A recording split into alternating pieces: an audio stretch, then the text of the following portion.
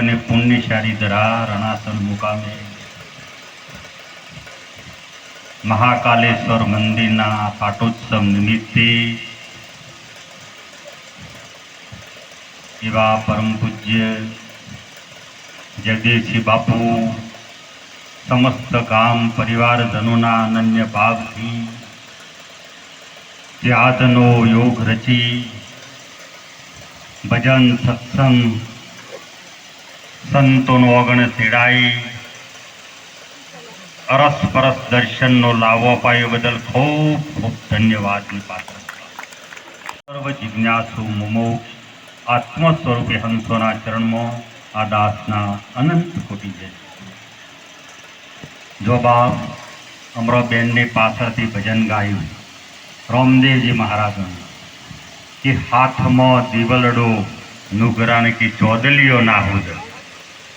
હું કીધું હાથમાં દીવલડો નુગરાણ ચોદલીઓ ના હુજ કે ભોંગના પીધેલા નુગરાણ કી તરસ્યો ના શીખો.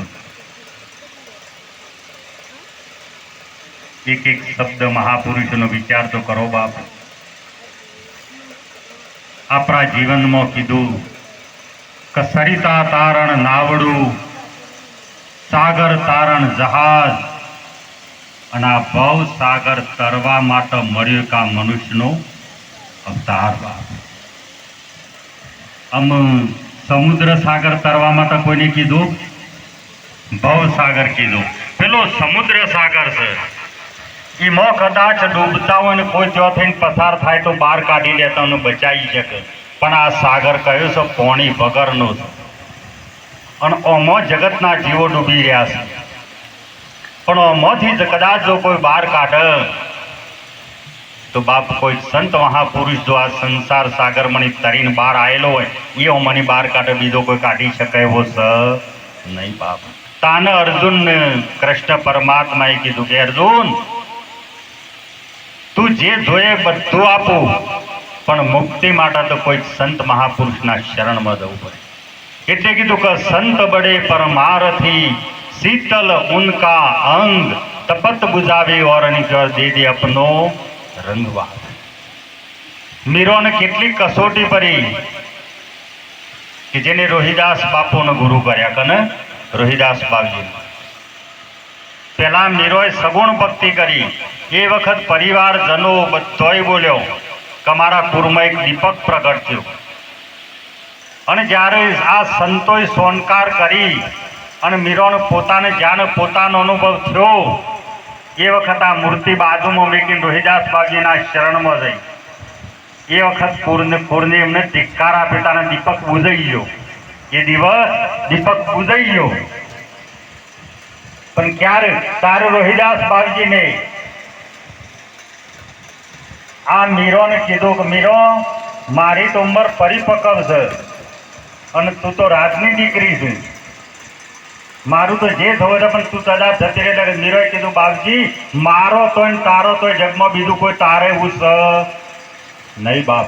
એ વખત રોહિદાસ ચરણ પકડે બાપજીને ખાલી એક દ્રષ્ટિ કરી અને મીરો તરત જ બોલી કે હું તો જન્મની ઓદરી મારા સદગુરુએ આપી ઓખ અને દેખાણો ઘટો ઘટમાં સુંદર શ્યામ બાપ.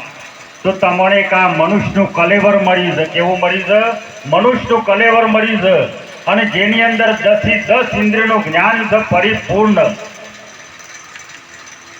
બધી યોનિમાં એક જ મનુષ્યોની 10 થી 10 ઇન્દ્રિયનું પરિપૂર્ણ જ્ઞાન છે.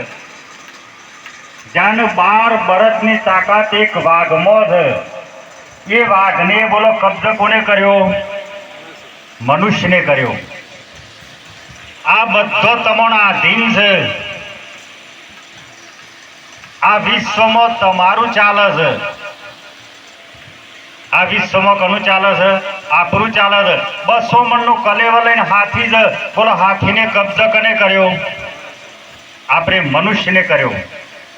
પણ આપણું એક જેનું મન છે ને આપણે વશ કરી શક્યા નથી બાપ.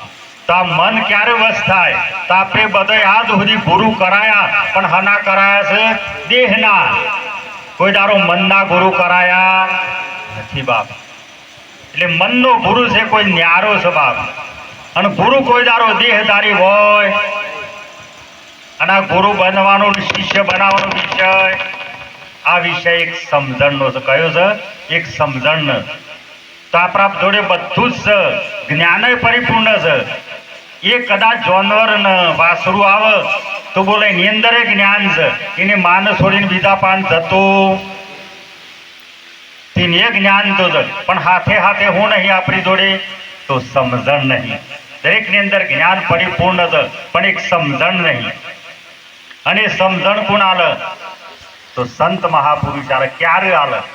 એટલે કીધું કસુતેલો જગાડ્યો વાલે આદેશ રે દેખાડ્યો ને હેજી એવો જમડા હાથીથી છોડાયો.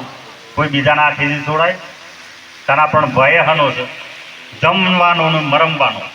જન્મવું મરવું આ મોટામાં મોટો ભય છે. અને જ્યાં ભય વાળું હતું એમાંથી સંત મહાપુરુષ તમને બાદ બાકી કરાય છે. હું કરે છે? બાદ બાકી કરાવે. એ બાદ બાકી થઈ ગયા પછી બચક હોય 0 માંથી 0 બાકી તો આવે 0. તો જ્યાં તમને પોતાના સ્વરૂપનું લક્ષનું ભાન થાય એટલે આ બધું છૂટી જાય. 33 કરોડ દેવ આપણી સેવામાં ઉભા છે. 33 કરોડ દેવ આપણી સેવામાં ઉભા છે. એવું હાલ આપણા મનુષ્યનું શરીર મળ્યું છે, પણ કોઈ દારો વિચાર કર્યો છે? તમે બધાને ઓળખો છો પણ કોઈ દારો તમને ઓળખ્યા? આપણે કોઈ દારો આપણને ઓળખ્યા નહીં. આપણી ઓળખાણ જ આપણને થઈ નહીં. આપણે બધાને ઓળખીએ છીએ, બધા દેવી દેવતાઓને ઓળખીએ છીએ, પણ કોઈ દારો આપણે કોણ છે એવી ઓળખાણ થઈ નહીં. કારણ સંત મહાપુરુષ મરે એટલે કોઈ દારો ભગવાન ઓળખાવે નહીં, પોતાની સ્વરૂપની ઓળખાણ કરાવે, પોતાની ઓળખાણ કરાવે. તો જે દિવસ જન્મ ધરીને આયા એ દિવસના ઓની અંદર અજવાળું છે સ્વયં. આ લાઈટો જતી રહે, સૂર્યાસ્ત થઈ ગયો છે, પણ તમારી મૂકેલી વસ્તુ હોય તો અંધારામાં હાથ નાખો તો ઝળક ના ઝળક. કદાચ લઈ ઉતર્યા છીએ આપણે, ઝરમર ઝરમર વરસાદ વરસે છે, અંધકાર થઈ ગયું છે અને ઘેર આવ્યા વગર ચાલે એવું નહીં, તો તમે હના આધારાય હો? એ વખત કયું અજવાળું કોમ કરે? કોઈ પણ અજવાળે તમારા પાસે સુવિધા સજ નહીં. રાતે 12-1 વાગ્યો પણ તમે કના અજવાળાય હો? તમારા પોતાના ઘેર. તો સ્વયં ના આદર. એટલે કીધું કચેતન ના પ્રકાશે સારી સૃષ્ટિ રચાય, આત્મના જવારે આખી દુનિયા દેખાય. ચામાચીડિયાને સૂજે નહીં, અંધારે અથડાય વો કોઈનો ના કહેવાય. અમારી અજવાળું છે એની જ ખબર નથી ને. એટલે કીધું કે હાથમાં દીવલડો નુગરાને ચોદલીઓ નાહું છે. આ અંદર ચંદ્રમાં જેવું સૂર્યને તેજ કરતો અધિક તેજ પડ્યું છે. કોઈ દારો આ રે વિચાર કર્યો? અને બધાને ઓળખીએ છીએ પણ કોઈ દર મારી ઘટ ભીતરમાં રવા વાળો છે, આટલાથી જ આપણે સેટું પડ્યું છે ને, બસ આટલાથી સેટું પડ્યું છે. જો જ આપણી જ્ઞાન બાપ એ સમજણ હમણાં મારા સદગુરુ આપી અને આ બધું છૂટી ગયું. બસ મારું તારું વેર ઘેર નિંદા ઈર્ષા ક્રોધ હમ આ બધી પનોતી. તમે બધા કહો કે મને પનોતી નરસ દેવ નરસ, પણ ખરેખર નર્યું તો હું નર્યું? આપણો કર્મ નર્યો. અને આના માટે આપણે જપ કરાવવા પડે છે, તપ કરાવવો પડે છે, હોમ કરાવવા પડે છે, હવન કરાવવો પડે છે. બોલો તમે આજે ભલે હવન કર્યો, બાપુને ભલે ગમને થઈને હવન કરાવ્યો, ભલે કરાવ્યું, પણ ખરેખર આ બધોય જે જમણવાર કર્યું ખરેખર આ રે યજ્ઞ સફળ જો કે પેલું થયું તમે પોતે નક્કી કરો. કયો યજ્ઞ સફળ થયો? ખરેખર મનોહોમ કરીને આહુતિ આલી, આ બધા દેવ તૃપ્ત થયા. બોલો ખરેખર આની અંદર રવારો પરમાત્મા જમ્યો કે ના જમ્યો? આ વિચારો બાપ. આ જે પરમાત્માનું જે આજે તમે આવાહન કર્યું, સ્થાપન કર્યું બરાબર કર્યું છે, રાઈટ છે, એ શાસ્ત્ર રીતે રાઈટ છે અને કરવું એ જોઈએ. એ પ્રાથમિક ભૂમિકા છે. પણ જ્યાં પોતાની સમજણ આવે એટલે એ સમજણમાં લાવવાના છે. બધા ફરીને રખડીને ઘેર આપું એના કરતા કદાચ સીધા ઘેર બેસી જવું તો હું ગંગાજી જઈ અને ત્યાં નહીં ધોઈને પવિત્ર થઈને ઘેર આવ્યા, પણ આપણા અંદરથી સહેજે કોઈ પણ જાતનો ફેરફાર ના જો, જો ગંગા દઈને શું કરું? એટલે કીધું કે ગંગા કિનારે ઘર બનાવો, નાવો નિર્મળ નીર, મનવા વચન સુનોન રઘુવીર. સો કલડી શેરીઓમાં જાવું છે પેલી પાર, અનવા ધોયા મનવા ધોયા, ના ધોયા મોયલા મેલ, મનવા વચન સુનોન રઘુવીર. સો કલડી શેરીઓમાં જાવું છે પેલી પાર. જોધીના શરીર ધોઈને આયા, પણ આ જોધી મોયથી આ મનનો ભેદ ના જાય, જોધી ગંગામાં ડૂબકીઓ મારેલી બોલો નિષ્ફળ જોય કે ના જોય. 10 દાડા 15 દાડા ભેગા જાત્રા કરાવી હોય તો રસ્તામાં ઝઘડો કર્યા વગર તાના બધું ક્યારે છૂટે બાપ? તાને કોઈ સંત મહાપુરુષ મળે અને આ આપણને શબ્દનો એક સમજણ આપી હોય એટલે આપણે કયા અધીન બન્યા? શબ્દના અધીન બન્યા. સદગુરુ કરાયા એટલે શબ્દના અધીન બનાવ, વિવેકી બનાવ, જીવન જીવવાની રીત બતાવ, અને એ રીતે જીવન જીવીએ તો બોલો જીવનમાં કોઈ ન રહે એવું સ.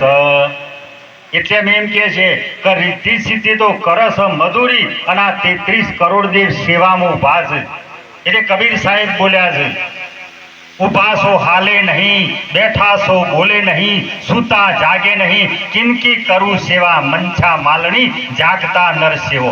જાગતા નર સેવો તો મરણ નિરંતર જીવ. બોલો તમારા ના મારા અંતર જીવ મટી ગયું કે ના મટી ગયું બાપ?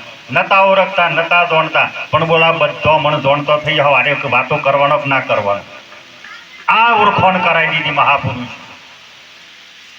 ઉભા સો હાલે નહીં, બેઠા સો બોલે નહીં, સૂતા જાગે નહીં, કિનકી કરું સેવા.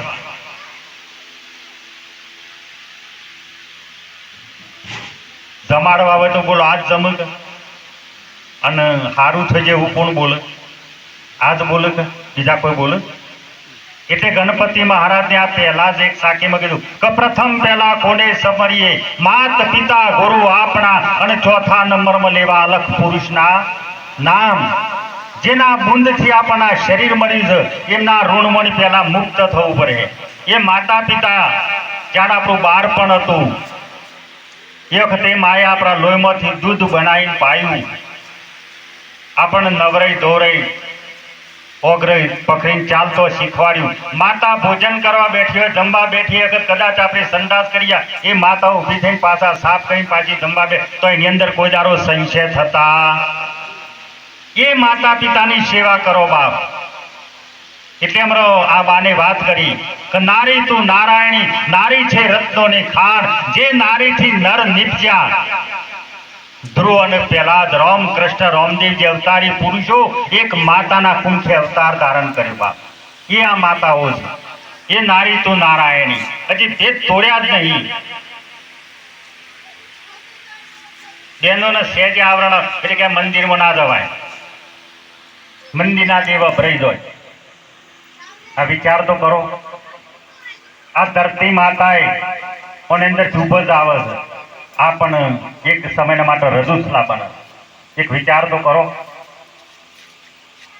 પણ આ બધા ભેદ સંત મહાપુરુષો તોડે ને, પછી અભેદ ભક્તિ ગુપ્ત ભેદ સદેવોનો એ સંતો મહાપુરુષા ધોણી ગયા અને અભેદ ભક્તિની વાતો કરી બાપ. એ રામદેવજી મહારાજ ત્યાં નિજ ધર્મની વાત બહાર પાડી. તમે રોજ રોમાપીરનો ભજન કરો તો ખૂબ સારું છે, પણ એનો ભેદ જોણો. 4 મુખની વાત કરી, બેન હમણાં વાત કરી રામનું મુખ, પણ કયા રામ? એક રામ દશરથ કે ડોલે, એક રામ સકલ પસારા, અને ચોથા શબ્દ છે ન્યારા. તો તમારામાં બેઠો છે કયો રામ છે? આત્મ રૂપી રામ છે. એટલે અમને મારા સદગુરુએ 5 પ્રતિજ્ઞાઓ આલી, અને 5 પ્રતિજ્ઞાઓ આપ્યા પછી અમને વચન આપ્યો, અને વચનને આધીન થયા એટલે અમને પાછું આલ્યું. હું કીધું કે બેટા તન મન ધન અને ચોથું શીશ સમર્પણ કરીને પાછું આપ્યું. એટલે આ મુખ હતું એ પાછું આલ્યું. એમાં પહેલા તો કહ્યું હતું દરબારનું મુખ હતું, એ ઉતારી લીધું. અને એ કયું મુખ આલ્યું?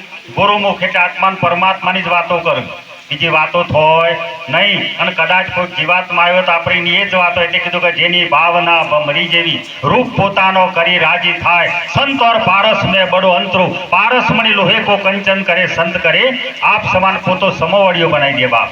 બોલો જેસલ જેવો જેસલ પીર બનીને પૂજોને કે ના પૂજોને બાપ એના જેવો કર્મ તો આપણે કર્યો નહીં. પણ જો તરત બોલી તોરલ કે પાપ તારું પ્રકાશ જાડેજા ધર્મ તારો હંભાર. હું કીધું પાપ તારું પ્રકાશ જાડેજા ધર્મ તારો હંભાર.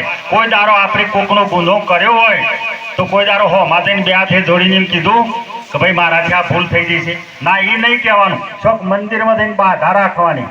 બોલો જેનું દેવું કર્યું હોય એને ડાયરેક્ટ સીધું હાલી દીધું હોય તો જમા થાય કે ના થાય. પણ ના ઉછીનારીઓ કદાચ વચ્ચે વાપરી નાખી દો બાકી રક ના રક વાત આટલા જ ઊભી છે. પણ કદાચ સીધે સીધા ડાયરેક્ટ જઈને બે હાથ ધોર્યા હોય અને કહી દીધો કે મારાથી આ ભૂલ થઈ ગઈ છે અને મારી અંદર અજ્ઞાનતાથી અહંભાવ હતો અને મને સમજણ પડી છે કોઈ સંત મહાપુરુષ મળ્યા એટલે મને માફ કરો. બોલો કરી દે કે ના કરી દે? ये सदगुरु दातार मोक्ष का जाहिर जगमो जान चरणे ગયા સોગર્યા પાયા પદ નિર્વાણ પદ. તમને મુક્ત કરી દે બધામાંથી. એવી બ્રહ્મ અગ્નિ પડી છે અને બ્રહ્મ અગ્નિની અંદર પોતાનો કર્મ બારીને ભસ્મ કરસ. એ સંત મહાપુરુષ એ દન સંત મહાપુરુષે આ મને પાછું આલ્યું તો ધૈર્યરૂપી ધનુષ આપ્યું. હું આપ્યું ધૈર્યરૂપી આ ધનુષ છે. ધૈર્ય તો મધરવાની છે એટલે ધૈર્યરૂપી ધનુષ આલ્યું. પછી હું આપીશ પ્રેમરૂપી ફણસ આલ્યો. કયો ફણસ? તો કીધું કે શબ્દ શબ્દ સૌ કોઈ કહે શબ્દ હૈ એક વિદેહી જેના દેહ સ નહીં. શબ્દ ના માર્યા મરી જા શબ્દે છોડ્યો રાજન પાઠ જેને જેને શબ્દને વિચાર્યા ઉનકા સર ગયા કાઢ બાપ. તો એક શબ્દ કને વિચાર્યો? તો વિભીષણને વિચાર્યો. તે શ્રી રામના શરણે જતો રહ્યો અને એનો એ જ શબ્દ હતો અને રાવણને સાથેમાં લાત મારી પોતાના ભાઈને. જ્યાં રામ રાવણનું યુદ્ધ થયું એ વખત આ ભૂમિ એકદમ લાલ થઈ ગઈ હતી.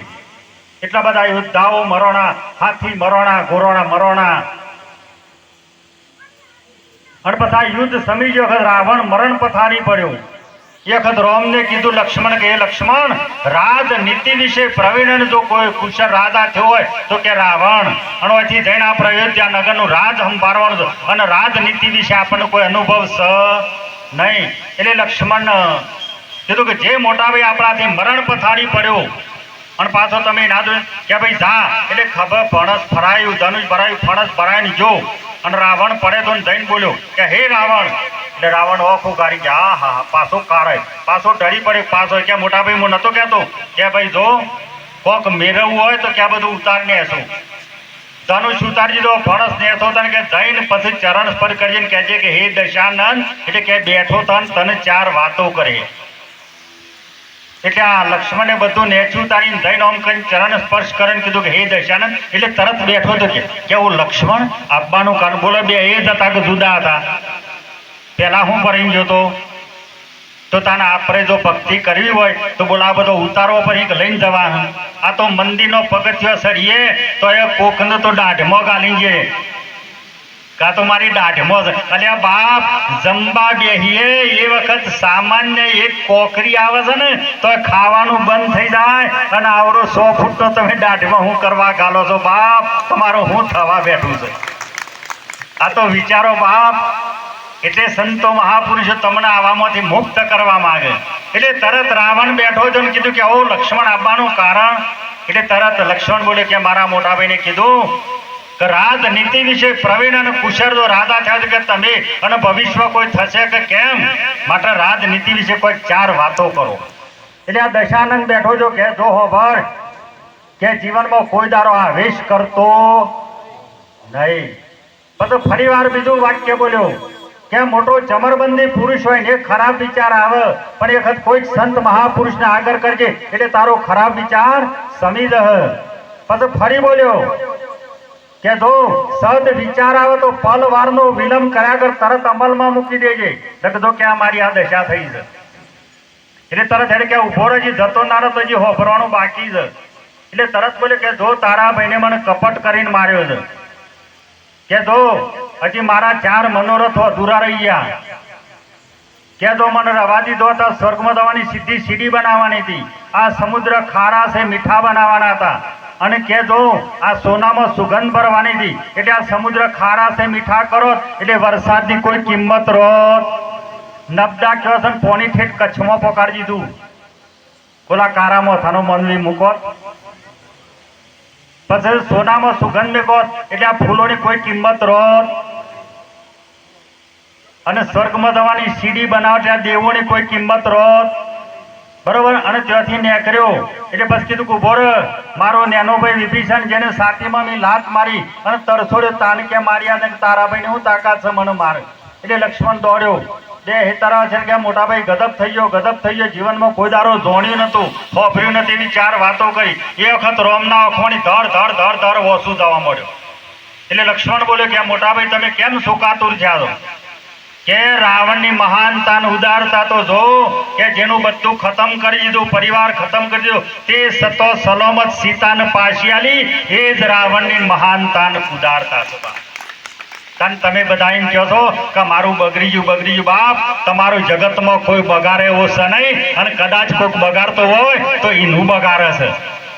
એ સંતો મહાપુરુષો તમને હૃદયમાં આ વાત પ્રગટ કરે, અને આ વાત પ્રગટ થાય બસ કોઈ દારો પનોતી ન રહે, કોઈ દારો પૂર્વજ ન રહે, કોઈ દારો સિકોતર ન રહે, કોઈ દારો બેહો સિકોતર ના થઈ, કૂતરો ના છો, મજારો ના છો, કોઈ પૂર્વજ ના છે, અને આ રે બધા થયા.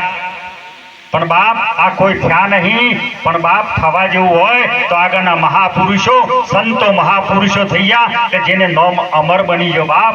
ભક્ત પહેલા જ ને સતયુગમાં થયા, વિચાર તો કરો તો આપણને એમનો નોમ યાદ છે.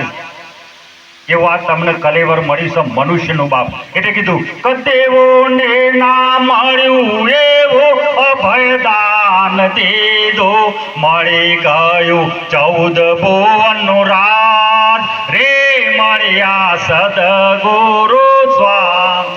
ભિખારીને ભીખમાં રતન જળિયો, ભિખારી પણ સેજે મટી જાય રે, મળ્યા સદગુરુ સ્વામી.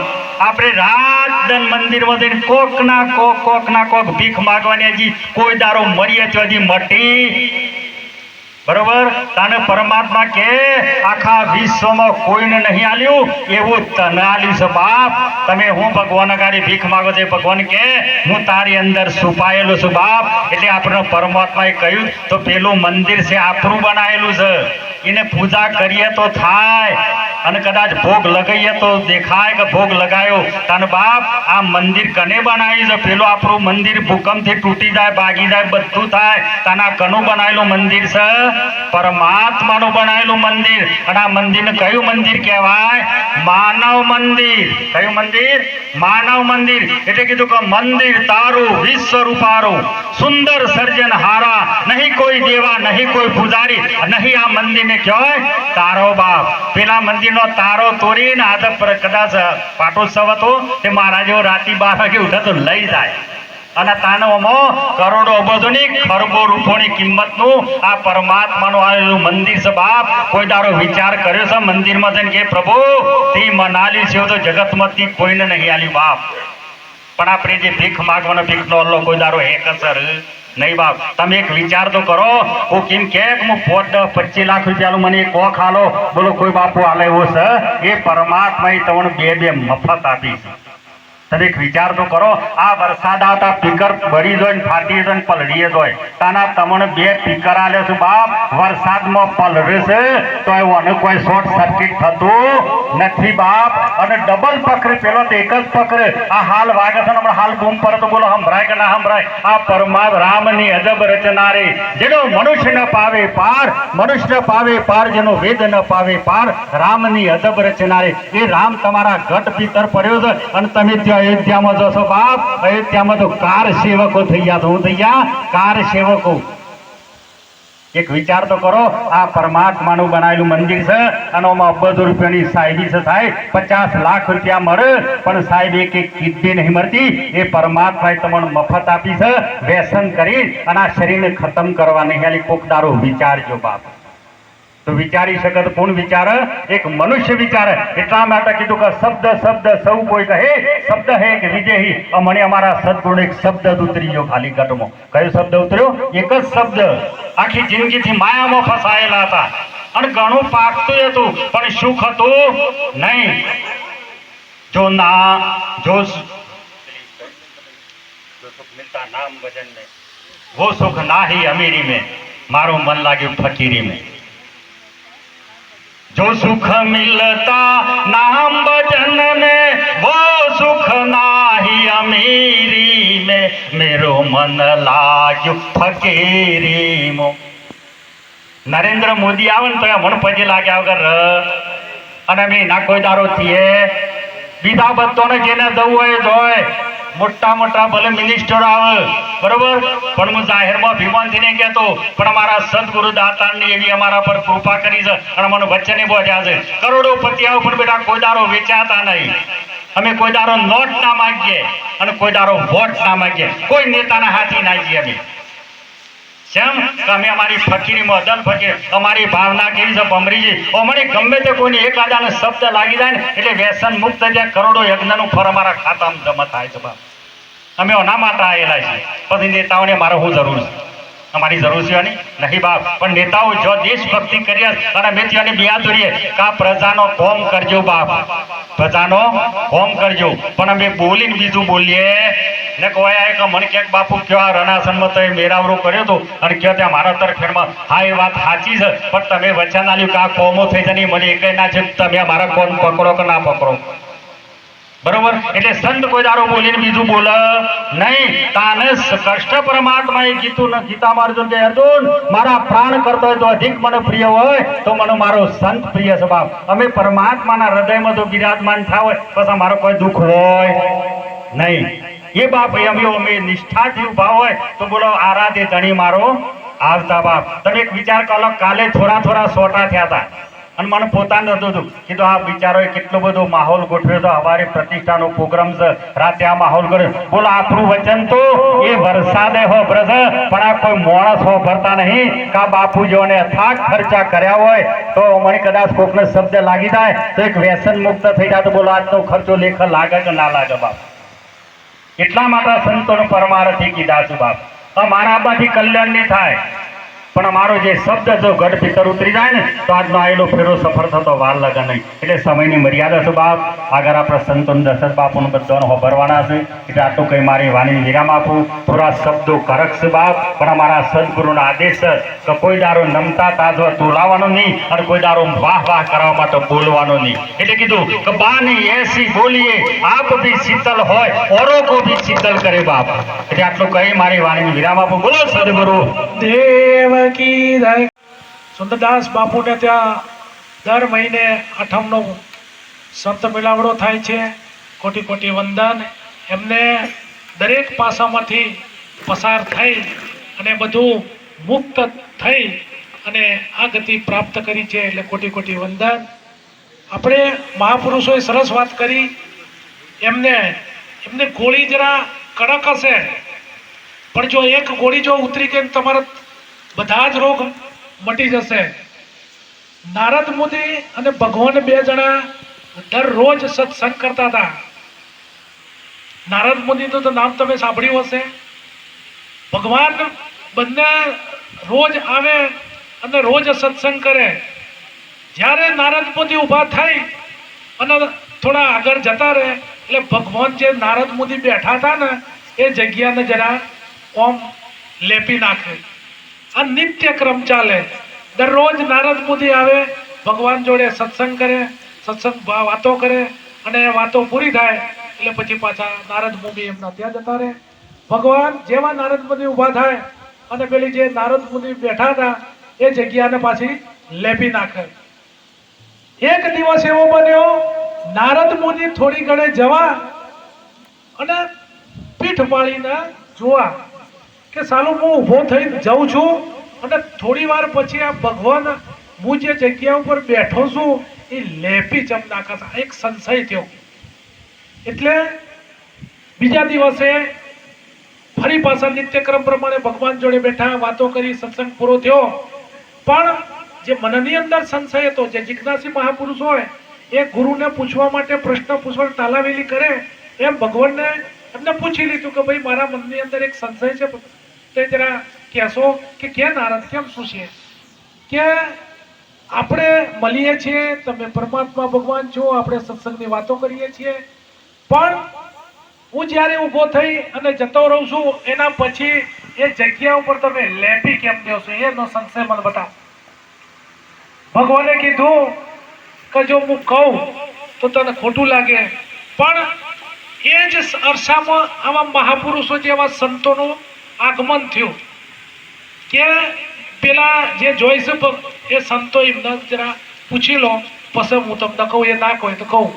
એમને જઈને નારદજી પૂછે છે કે મારા ભગવાન જોડે, હું પરમાત્મા જોડે રોજ બેસું છું, ઉઠું છું, પણ હું ઊભો થઈને જતો રહું છું, પછી એ જગ્યાને લેપી દઈશું. એટલે પેલા સંતો તો ખબર પડી ગઈ કે સાંજમાં ખ્યાલ આવી ગયો કે નારદજી ખોટું ના લાગે તો કહીએ કે ના, કે મારે ખોટું લાગે નહીં, 4 દાડાથી આ તો લઈને ફરું છું મનમાં. તો કે તમે ગુરુ કરાય છે કે ના? તો કે આ નહીં મેળ ખાય છે. એટલે તમારે ગુરુ કરાયા નહીં એટલે જગ્યા છે ને અપવિત્ર છે. એટલે કે તારે મારે શું કરવાનું કે હારું એ તો બધી ઘણી પ્રોસેસ કરવી પડે, પણ સંતોની એક શાન હોય છે કે તું એમ કર કે આમ તો કે મોડું વહેલું થાય, 2-4 દાડા આડાવડા નીકળી જાય, પણ ભગવાન જો 84 દોરા ને અને 84 દોર્યા પછી એના ઉપર તું આલોટી જજે. તે બીજા દિવસે નારદજી આયા, બધી વાત કરી કે મારા 84 લાખ યોનિમાંથી 84,83,99,999 યોનિમાંથી માત્ર ને માત્ર પલવારમાં પરમાત્માએ આપણને આ દેહ આપ્યો છે, માનવ દેહ. એ મળવો મુશ્કેલ છે, તો પછી આમાંથી મુક્ત થવા માટે આ 84 થી મુક્ત થવા માટે એમને 84 દોરી અને જેવી દોરી અને નારદજી તે આલુટી ગયા. અને પછી ભગવાને કીધું ભાઈ આજથી તારે 84 મટી ગઈ. એટલે જ્યારે આ નારદજી ભગવાન જોડે કાયમી રહેતા હતા, પણ આ વાત કોઈ સમજી શકે, પણ ક્યારે સમજ્યા કે સંતોના સંગમાં જવાથી, સંતોની સાનથી પલમાં એ સંત બની ગયા. એટલે કોઈને કોઈ માથે સદગુરુનો પંજો ના પડ્યો હોય તો બાપુ આ જરા આ વાત મારી જે છે ને એ જરા સમજી જજો સારમાં. હવે આપણે વાતના આગળ દોર બતાવતા વાસણ નિવાસી દશરથરામ બાપુને નમ્ર વિનંતી કે એમની